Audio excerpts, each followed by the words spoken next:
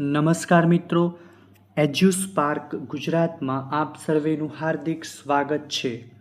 જો તમે અમારી ચેનલ પર નવા હો તો લાઈક અને સબસ્ક્રાઈબ કરવાનું ભૂલશો નહીં. વધુને વધુ શેર કરશો. ધોરણ 10 વિજ્ઞાન પ્રકરણ 13 આપણું પર્યાવરણ સમજાવો. આહાર જાળ વિશે ટૂંક નોંધ સમજીએ આપણે.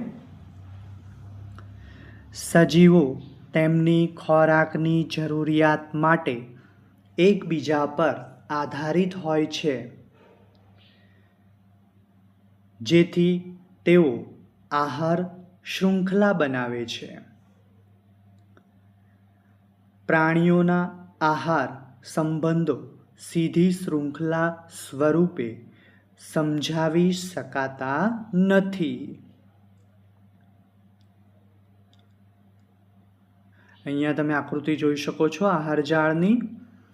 વિવિધ આહાર શૃંખલાઓની લંબાઈ તેમજ જટિલતામાં ખૂબ જ ભિન્નતા હોય છે.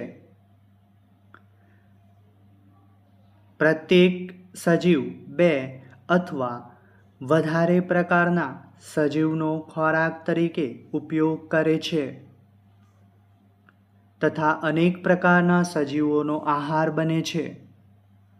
આમ સજીવો વચ્ચેના આહાર સંબંધોને કારણે શાખાયુક્ત એક જાળીરૂપ રચના બને છે, જેને આહાર જાળ કહે છે. થેન્ક યુ મિત્રો.